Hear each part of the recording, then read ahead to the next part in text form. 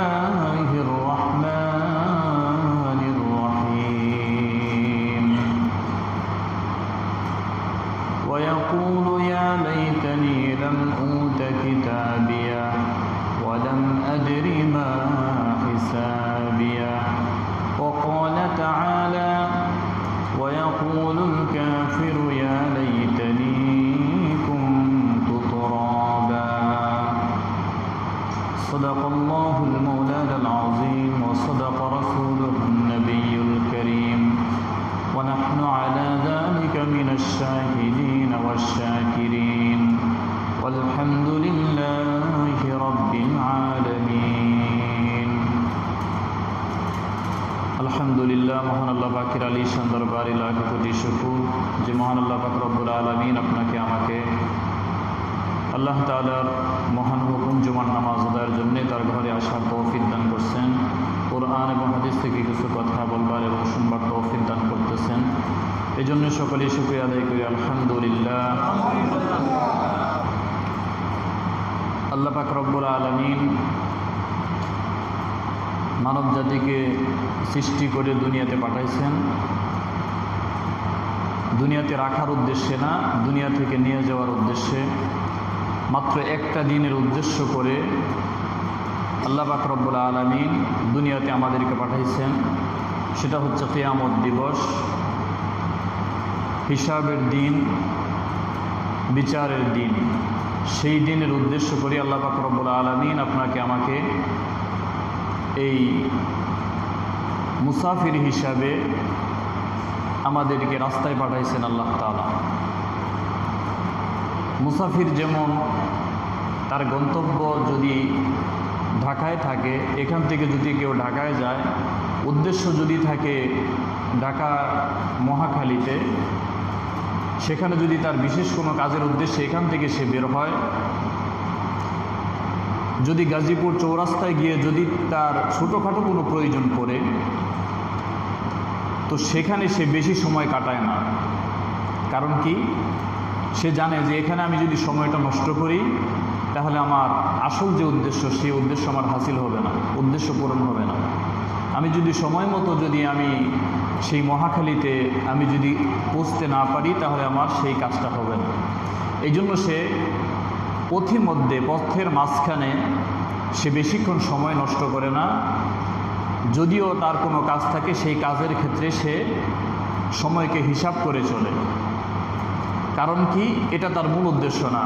এখানে সে মুসাফির, আসল উদ্দেশ্য হলো কোথায় যাওয়া, সেটা হচ্ছে মহাখালী যাওয়া। তো আল্লাহ পাক রব্বুল আলামিন আমাদেরকে দুনিয়াটা একটা রাস্তা হিসেবে, পরকালে যাওয়ার একটা রাস্তা হিসেবে আল্লাহ তাআলা আমাদেরকে ব্যবহার করার জন্য দিয়েছেন, যে তুমি দুনিয়া দিয়ে ঘুরে তারপরে তুমি জান্নাতে আসবে অথবা আখিরাতে আসবে। তুমি দুনিয়ার সময়টাকে তুমি নষ্ট করবে না। তুমি যে এই পথ দিয়ে যে আসবে, এই পথের সময়টাকে তুমি নষ্ট করবে না, বেহুদা সময় কাটাবে না। এই সময়টাকে তুমি গুরুত্ব দিয়ে তারপরে তুমি আখিরাতে আসো অথবা আমার জান্নাতে আসো। যদি তোমার এই মুসাফির সময়টুকুন, যদি তোমার এই চলার পথের সময়টুকুন যদি তুমি নষ্ট করে ফেলো, হেলায় খেলায় যদি তুমি কাটাই দাও, তাহলে তুমি সময় মতো অথবা তোমার উদ্দেশ্য তোমার পূর্ণ হবে না, আখিরাতে তুমি শান্তি পাবে না, জান্নাতে তুমি এসে সময় মতো পৌঁছতে পারবে না, অথবা তোমার সময় নষ্ট করার কারণে জান্নাতে যাওয়ার যে তোমার সুযোগ ছিল সেই সুযোগ তুমি পাবে না। মহাখালীতে আপনি যাবেন কোনো একটা অফিসিয়াল কাজে, সে অফিসিয়াল কাজে যাওয়ার জন্যে আপনার সময় মতো পৌঁছতে হবে। অথবা আপনার পথের মাঝখান থেকে যদি আপনার প্রয়োজনীয় কোনো কাগজপত্র প্রয়োজন হয়, সেটা আপনার পথের মাঝখান থেকে নিয়ে যাইতে হবে, এখান থেকে নিয়ে যাইতে হবে। ঠিক তেমনি আপনি যদি জান্নাতে যদি যাইতে চান, এই দুনিয়ার রাস্তা অতিক্রম করে তারপরে আপনাকে জান্নাতে যাইতে হবে। সেই জান্নাতে যাওয়ার জন্যে আপনার কিছু প্রয়োজন আছে, প্রয়োজনীয় কাগজপত্র আছে। সেটা কি? সেটা হচ্ছে আমল। সেই আমলটা যদি আপনার হাতে না থাকে তাহলে আপনি জান্নাতে গেলেও, জান্নাতের সামনে গেলেও আপনাকে চান্স দেওয়া হবে না, কোনো কাজে আসবে না। এই জন্য আল্লাহ পাক রব্বুল আলামিন আমাদেরকে মুসাফির হিসাবে পথে ঘুরিয়ে আল্লাহ তাআলা তারপরে আখিরাতে নেবেন, আখিরাত থেকে জান্নাতে আল্লাহ তাআলা আমাদেরকে নেবেন। এই দুনিয়াটা হচ্ছে একজন মুসাফির হিসেবে, পথ হিসাবে আমি আপনি ব্যবহার করতেছি, সেটা আসল সময় না, অল্প একটু সময়। অল্প একটু সময় ব্যবহার করার জন্য আল্লাহ তাআলা দুনিয়াতে পাঠাইছেন। এই জন্যে তো যদিও এই সময়টা অল্প, কিন্তু আখিরাতের জন্য এই অল্প সময়টা প্রত্যেকটা মানুষের জন্যই, প্রত্যেকটা মুমিন মুসলমানের জন্য গুরুত্বপূর্ণ। যদি সে এই সময়টাকে যদি সে হেলায় খেলায় নষ্ট করে ফেলে, তাহলে সে জান্নাতে যাইতে পারবে না সহজে। তাহলে আখিরাতের ময়দানে আল্লাহ পাকের সামনে হিসাব দিতে হবে যে কেন তুমি রাস্তায় সময় নষ্ট করলে, এই সময়টুকু আমি দিয়েছিলাম তোমাকে আমার জান্নাতে প্রবেশ করার কিছু প্রয়োজনীয় আসবাবপত্র তোমাকে তৈরি করার জন্য আমি সময়টা তোমাকে দিয়েছিলাম, রাস্তায় আমি তোমাকে ছেড়ে দিয়েছিলাম, কিন্তু তুমি আসল তুমি কাজ না করে তুমি এই সময়টাকে নষ্ট করছো। যদিও সময়টা অল্প, কিন্তু এই সময়টা আখিরাতের জন্য, জান্নাতের জন্য, প্রত্যেকটা মানুষের জন্য গুরুত্বপূর্ণ। যদি মানুষ গুরুত্ব না দেয় তাহলে তার দুনিয়াও বরবাদ হবে, আখিরাত এবং জান্নাত তার জন্য কঠিন হয়ে যাবে। সম্মানিত হাজিরিন, আখিরাতের ময়দানে অনেক মানুষ মূর্খতার কারণে, বুকামির কারণে, ঈমান নষ্ট হওয়ার ফলে কিছু কিছু মানুষ এমন কথা বলে ফেলে কিয়ামত দিবস সম্পর্কে, কবর সম্পর্কে। তাকে যখন বলা হয় যে তুমি এমনভাবে চলতেছো, এইরকম তুমি গুনাহের মধ্যে লিপ্ত, এভাবে কেন চলতেছো, তুমি পরিবর্তন হও, তখন সে সেই কথার সাথে সাথে সে উত্তরে বলে কি যে আপনি কি কবরে গিয়ে দেখছেন, আপনি কি এই আখিরাতে অথবা কবর ময়দানে যে দেখছেন যে সেখানে কারো শাস্তি হইতেছে? নাউযুবিল্লাহি মিন যালিক। মানে কত বড় একটা কুফরি কথা, আল্লাহর উপর দিয়ে একটা কথা বলা, একটু চিন্তাও করে না যে আমি কি কথা বলতেছি। কোনো মানুষের তো আসার সুযোগই নাই, অথবা আগে গিয়ে দেখার সুযোগই নাই, সে কিভাবে দেখবে? তোমার নিজেরই তো সুযোগ নাই। তুমি যখন তোমার পিতাকে যখন তুমি কবরস্থ করলা, তোমার নিজেরই তো তোমার এটা খবর নেওয়ার কোনো সুযোগ নাই যে আমার বাবাকে আমি রেখে আসলাম, কি অবস্থায় তাকে রেখে আসলাম। তাহলে সেই ব্যক্তি কেন, কিভাবে সে অগ্রিম, কিভাবে সে কবরের খবর জানতে পারবে? আল্লাহ তাআলা তো জানানোর কোনো সুযোগই দেন নাই। শুধুমাত্র মানুষকে বোঝানোর জন্যে আল্লাহ রাসূল সাল্লাল্লাহু আলাইহি সাল্লামকে আল্লাহ তাআলা অল্প কিছু জ্ঞান দান করছেন, অল্প কিছু কথা আল্লাহ তাআলা আল্লাহ রাসূলকে জানাই দিয়েছেন যে হে রাসূল, আপনি আপনার উম্মতদেরকে সাবধান করার জন্যে, কবর সম্পর্কে সাবধান করার জন্যে, আখিরাত সম্পর্কে সাবধান করার জন্যে, জাহান্নামের আযাব সম্পর্কে মানুষদেরকে, আপনার উম্মতদেরকে অবহিত করার জন্যে আপনি এই এই আযাবের কথাগুলো আপনি আপনার উম্মতদেরকে একটু জানাই দেন। শুধুমাত্র সে যাতে মানে একটু অনুধাবন করতে পারে, সে যদি আন্দাজ করতে পারে যে কি পরিমাণ আযাব হবে, কি পরিমাণ শাস্তি হবে।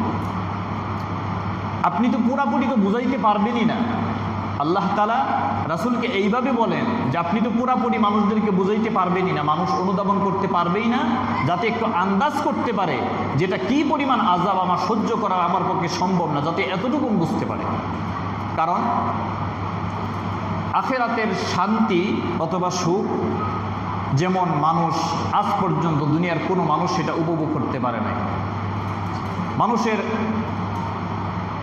হাজার হাজার কোটি কোটি বিলিয়ন মিলিয়ন ডলারের মালিক কোনো একজন মানুষ, অথবা পৃথিবীর মধ্যে সর্বশ্রেষ্ঠ যে ধনী, সবচেয়ে বড় যে ধনী, তার তো টাকা পয়সার কোনো অভাব নাই। তার তো থাকা খাওয়ার ব্যাপারে তার এমন উন্নত যেটা মানুষ কল্পনাও করতে পারে না। আমরা সাধারণ মানুষ এটা কল্পনাও করতে পারি না যে এইভাবে একজন মানুষ চলে কিনা, এইভাবে একজন মানুষ খানাপিনা করে কিনা। তো সেই ব্যক্তির যে কোটি কোটি মিলিয়ন বিলিয়ন ডলারের মালিক, সে এই ব্যক্তি যে এত সুখে আছে দুনিয়ার মধ্যে, আল্লাহ পাক রব্বুল আলামিন বলেন যে জান্নাতে যে একজন মানুষ, সাধারণ একজন জান্নাতি মানুষ যে পরিমাণ সুখে থাকবে, সে দুনিয়াতে সেই জিনিস কল্পনাও করে নাই, দুনিয়ার কোনো মানুষ আজ পর্যন্ত চোখেও দেখে নাই, সে অনুমানও করে নাই যে জান্নাতে এত উন্নত মান হবে। সুবহানাল্লাহ। শুধুমাত্র আল্লাহ রাসূল সাল্লাল্লাহু আলাইহি ওয়াসাল্লাম জান্নাতের একটা আকৃতি, জান্নাতে মানুষ কীরকম সুখে থাকতে পারবে, একটা অনুধাবন করার জন্য, একটু আন্দাজ করার জন্য কিছু কিছু আল্লাহ রাসূল সাল্লাল্লাহু আলাইহি ওয়াসাল্লাম একটু নলেজ দিয়ে গেছেন। যাতে করে মানুষ সে জান্নাতের আশায় যাতে জান্নাতের দিকে চলে। জাহান্নাম সম্পর্কে আল্লাহ পাক রব্বুল আলামিন বলেন যে হে রাসূল, আপনি আপনার উম্মতদেরকে জাহান্নাম সম্পর্কে কিছু আন্দাজ দেন। কেমন? যে জাহান্নামের আযাব কী পরিমাণ হবে, সে তো সহ্য করতে পারবেই না। কিন্তু আজ পর্যন্ত দুনিয়ার কোনো মানুষ জাহান্নামের আযাব সম্পর্কে সে কল্পনাও করতে পারে নাই যে এমন আযাব হবে, কল্পনাও করতে পারে নাই, চোখেও দেখে নাই যে দুনিয়াতে কি পরিমাণ কিছু কিছু মানুষদেরকে কেউ কাউকে মেরে ফেলে, কেউ কাউকে হত্যা করে ফেলে, কিছু কিছু এমন কিছু কঠিন শাস্তির মাধ্যমে একজন মানুষ আরেকজন মানুষকে হত্যা করে ফেলে।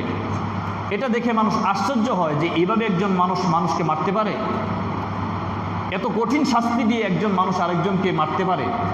কিন্তু জাহান্নামে এমন কঠিন কঠিন আযাব আল্লাহ তাআলা জাহান্নামীদেরকে দিবেন, যে শাস্তি, যে কঠোরতা আজ পর্যন্ত, এমনকি কিয়ামত পর্যন্ত কোনো মানুষ আজ পর্যন্ত, এমনকি কিয়ামত পর্যন্ত সে অনুমানও করতে পারে নাই যে জাহান্নামের আযাব এত কঠিন হবে।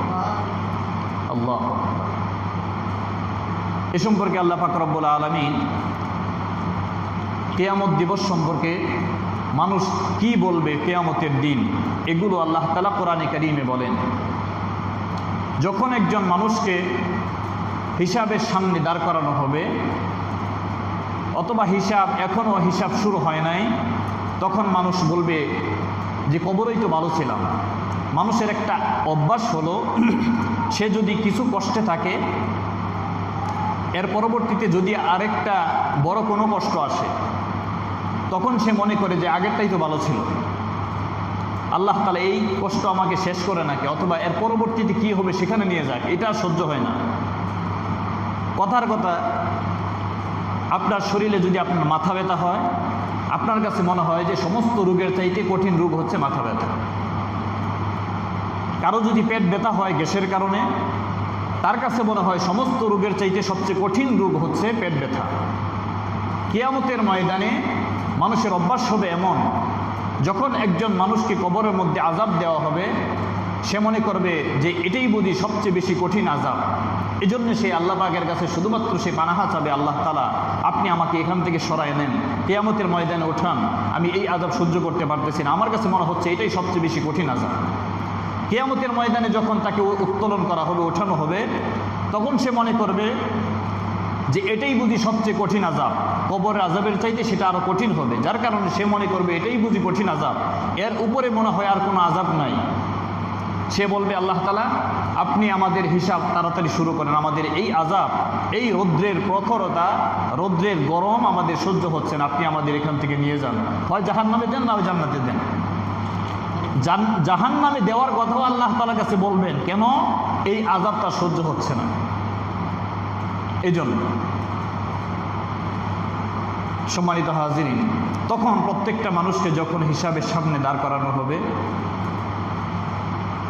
আল্লাহ রাসূল সাল্লাল্লাহু আলাইহি ওয়াসাল্লাম বলেন যে হে আয়েশা, তুমি আল্লাহ পাকের কাছে এই পানাহা চাবে যে আল্লাহ তাআলা আপনি আমার হিসাবটাকে সহজ করে দিয়েন কিয়ামতের ময়দানে।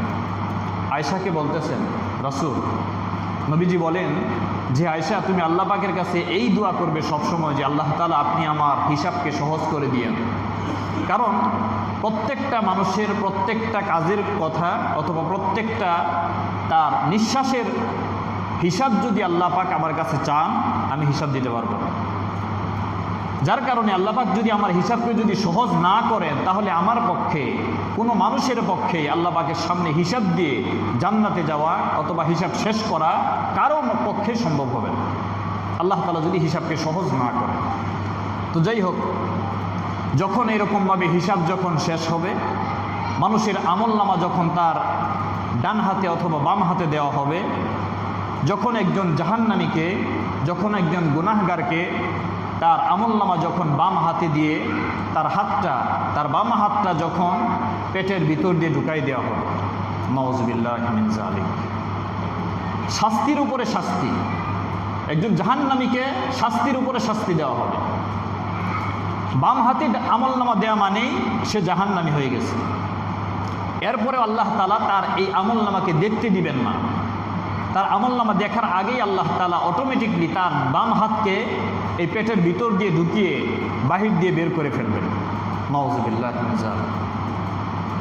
তখন এই ব্যক্তি এরপর আল্লাহ পাকের কাছে সে আশা করবে, আল্লাহ তাআলা আপনি কি আমলনামা দিলেন আমি তো দেখতে পারতেছি না, আমার হাত তো পিছনে চলে গেছে, আমি তো দেখতে পারতেছি না। সে এই তার আমলনামা সে দেখতে পারবে না।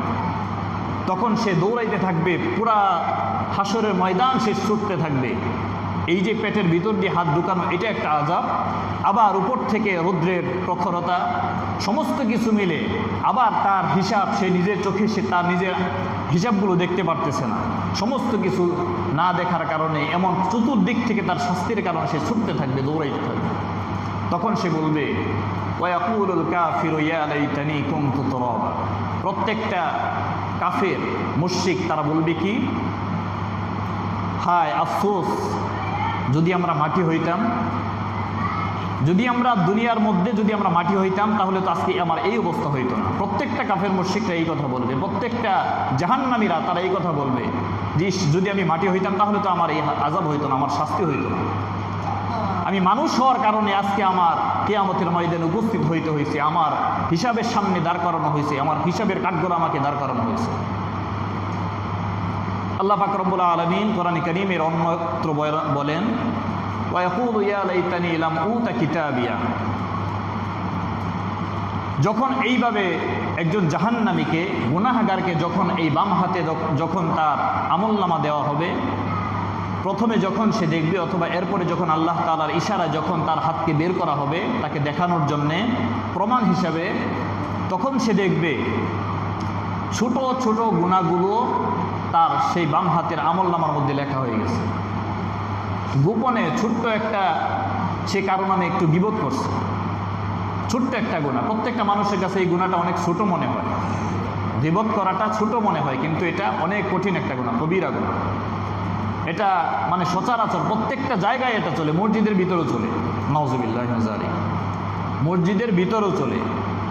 একজন মুসল্লি আরেকজন মুসল্লির নামে গীবত করে মসজিদের ভিতরে বৈশা, নামাজের আগ মুহূর্তে সময় নাই, মানে সময় আছে, সে কি করবে, কোনো আমল সে পারে না, বৈশা বৈশা একজন মুসল্লি আরেকজন মুসল্লির নামে গীবত করে। আল্লাহ পাক রব্বুল আলামিন এই সমস্ত সহজ সহজ কবিরা গুনাহ থেকে আমাদেরকে হেফাজত করে। এই গুনাহগুলো সহজ না, গীবত করা আমাদের জন্য অনেক সহজ হয়ে গেছে। দুইজন মানুষ একত্রিত হইলেই আড়ালে যে আছে, গোপনে যে আছে, তার নামে একজন আরেকজনের সাথে গীবত করে ফেলে খুব সহজে। আল্লাহ পাক রব্বুল আলামিন এই কঠিন কবিরা গুনাহ থেকে আমাদেরকে হেফাজত করে। তো এরকম ছোট ছোট গুনাহগুলো যখন একজন জাহান্নামী ব্যক্তি অথবা গুনাহগার ব্যক্তি তার আমলনামার মধ্যে দেখে ফেলবে, তখন সে বলবে, হায় আফসোস, যদি আমাকে এই হিসাব দেওয়া না হইতো। ওয়ায়াকুলু ইয়া লাইতানি লাম উতা কিতাবিয়া। যদি আমাকে এই হিসাবের কাগজগুলো, আমলনামাগুলো যদি আমাকে না দেওয়া হইতো তাহলে হয়তো মনে একটু প্রশান্তি পাইতাম। কারণ সে যখন দেখবে ছোট ছোট গুনাহগুলো, বড় গুনাহগুলো তো অবশ্যই লেখা আছে, ছোট ছোট গুনাহগুলো এখানে লেখা। ওয়ালাম আদরি মা হিসাবিয়া। আর যদি আমাকে হিসাবের সামনে দাঁড় করানো না হইতো, সে এরকমভাবে বলবে। সম্মানিত হাজিরিন, আল্লাহ রাসূলের সাহাবী, সবচেয়ে বড় সাহাবী হযরত আবু বকর সিদ্দিক রাদিয়াল্লাহু তাআলা আনহু, তিনি বলেন, তিনি যখন হাসরের ময়দানের কথা যখন তিনি চিন্তা করতেন, জাহান্নামের আযাবের কথা যখন তিনি চিন্তা করতেন, ভাবতেন, তখন তিনি বলতেন, আসলে যদি আমি কোনো একটা বৃক্ষ হইতাম, তরুলতা হইতাম, যদি আমি ঘাস হইতাম, আমাকে দুনিয়ার বুকেই কোনো জানোয়ার খেয়ে ফেলতো, আমাকে নষ্ট করে ফেলতো, শেষ, আমার জিন্দিগি শেষ। এরপরে আমাকে আর কবরে উঠতে হইতো না, কবরে আযাবের সামনে আমাকে দাঁড় করা হইতো না, কবরের আযাব আমাকে বুক করতে হইতো না। যদি আমি ঘাস হইতাম অথবা কোনো তরুলতা হইতাম, আমার দুনিয়ার শেষ। অথবা যদি আমি কোনো একটা অন্য কোনো পশু হইতাম, তাহলে আমার হিসাব শেষ। যদি আমি একটা অপরাধ করতাম, আরেকজন পশুকে যদি আমি মারতাম, তাহলে তো একটা সেই আখেরাতে ময়দানে আল্লাহ তাআলা সেই একটা পশু দিয়ে আরেকটা পশুকে আঘাত দিয়েই সেখানে তাকে ধ্বংস করা হবে। তার জন্য কোনো জাহান্নাম নাই, তার জন্য কোনো জান্নাত নাই। আবু বকর সিদ্দিক রাদিয়াল্লাহু তাআলা জাহান্নামের ভয়াবহতার কথা শুনে তিনি এই কথা বলতেন, হায় আফসোস, যদি আমি এরকম ঘাস হইতাম তাহলে দুনিয়াতেই কোনো একটা জন্তু আমাকে খেয়ে ফেলতো, বাস আমার হিসাব শেষ, আমার আর আখেরাতের ময়দান আমাকে আর উপস্থিত হইতে হইত না। সম্মানিত হাজিরিন, আখেরাতের ময়দানের কথা স্মরণ করে, জাহান্নামের আযাবের কথা চিন্তা করে আপনাকে আমাকে প্রস্তুতি নিতে হবে এই মুসাফির অবস্থায়। আমি এখন জান্নাতে অথবা জাহান্নামে যাওয়ার রাস্তার মাঝখানে আছি, রাস্তায় আছি।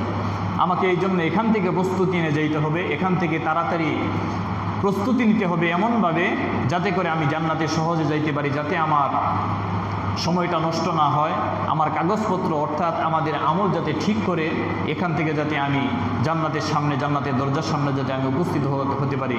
আল্লাহ পাক রব্বুল আলামিন আমাদের সবাইকে জান্নাতে যাওয়ার প্রস্তুতি না তৌফিক দান করেন, আমিন।